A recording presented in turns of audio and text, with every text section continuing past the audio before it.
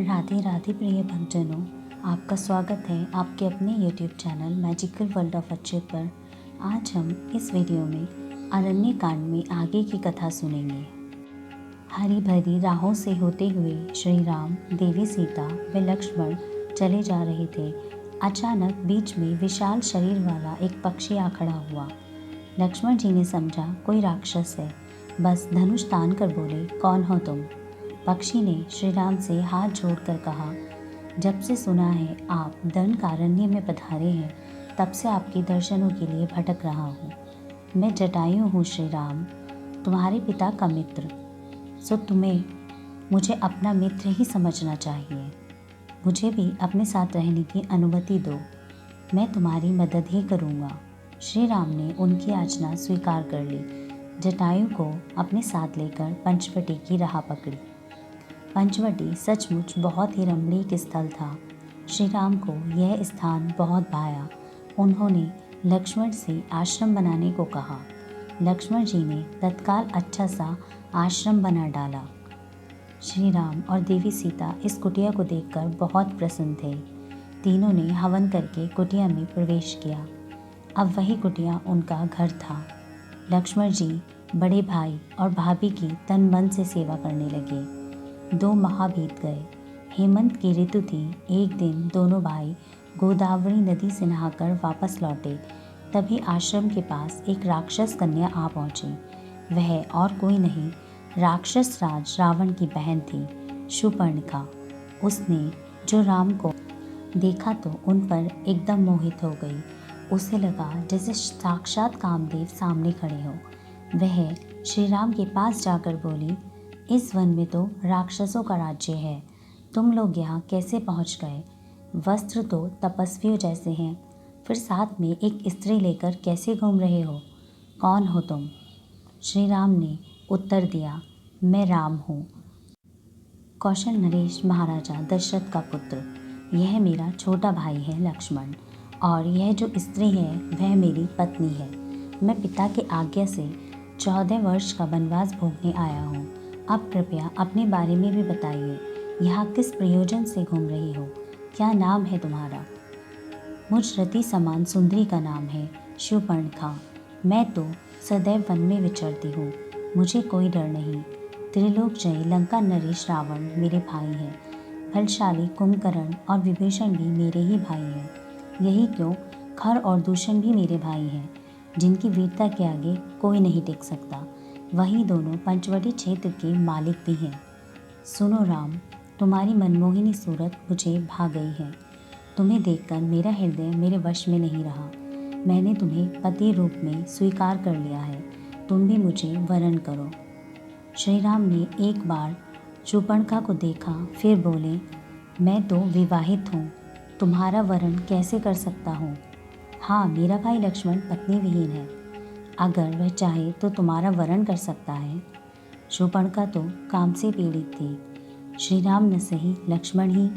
वह झट से लक्ष्मण जी के पास जाकर बोली, तुम्हारी सुंदरता ने मुझे मोह लिया है, मुझे पत्नी के रूप में स्वीकार कर लो, हम आजीवन सुख से रहेंगे। लक्ष्मण जी ने व्यंग्य से कहा, तुम लंकापति रावण की बहन, एक राजकन्या, और कहा मैं राम का अकिंचन सेवक, मेरी पत्नी बनोगी तो तुम्हारा सम्मान जाएगा। तुम्हारे लिए श्री राम की पत्नी बनना ही उचित है। शूर्पणखा को लक्ष्मण की सलाह पसंद आ गई। उसने मुंह बनाकर शुद्ध स्वर में कहा, राम, तुम्हें मुझसे विवाह करना ही होगा। कुरूपा सीता के कारण तुम मेरा अपमान नहीं कर सकते। अगर तुमने मेरी बात नहीं मानी तो मैं अभी सीता को मारकर खाती हूँ, फिर तुम्हारे साथ विवाह रचाकर वन में ही रहूँगी। यह कहकर शूर्पणखा विकराल रूप धारण कर सीता की ओर लपकी। भला यह सब लक्ष्मण कैसे बर्दाश्त करते? श्री राम का आदेश पाते ही उसने तलवार निकाली और शूर्पणखा के नाक कान काट डाले। शूर्पणखा की पीड़ा के मारे बुरा हाल हो गया। वह दर्द से छटपटाती हुई वहाँ से भाग निकली। सारी राह टपकते लहू से लाल हो गई। वन को चीखों से गुंजाती हुई वह सीधे अपने भाई खर के पास पहुंची। खर ने बहन की यह दुर्दशा देखी तो गुस्से से कांपता हुआ बोला, तुम्हारी यह दशा किसने तुम्हारे नाक कान काटने की हिम्मत की? मुझे उस पापी का नाम बताओ, मैं अपने बाड़ों से उसका कलेजा छलनी कर दूंगा। भैया, शूर्पणखा रोती तड़पती बोली, वन में कौशल नरेश दशरथ के 2 पुत्र तपस्वी वेश में आए हैं। उनका नाम है राम और लक्ष्मण।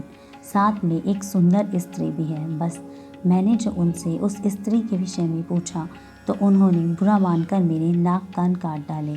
भैया, तुम उन नराधमों को इसका मज़ा चखाओ। उनका खून पीकर ही मुझे शांति हासिल होगी। ऐसा ही होगा बहन। यह कहकर खर ने अपने महापराक्रमी महाधीन डौल वाले 14 राक्षसों को आदेश दिया कि वे तत्काल सीता सहित राम लक्ष्मण को मार डालें।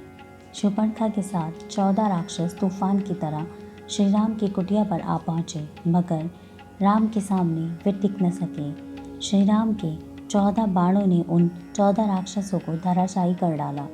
तब खर स्वयं रथ पर सवार होकर श्री राम से लोहा लेने चला।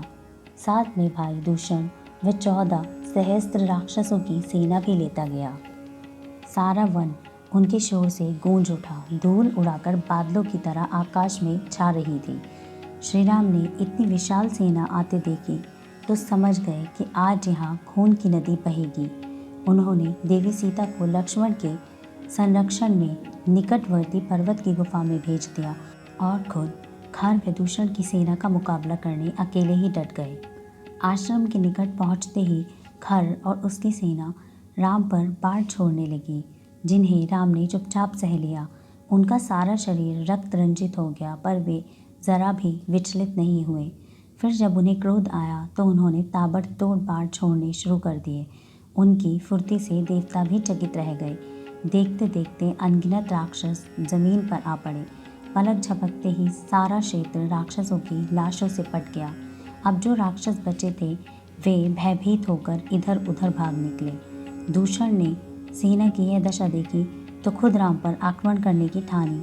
उसने तीखे बाण राम की ओर छोड़ दिए। दूषण को देखते ही देखते राम का क्रोध बढ़ गया। उन्होंने दूषण के धनुष को ही तोड़ डाला।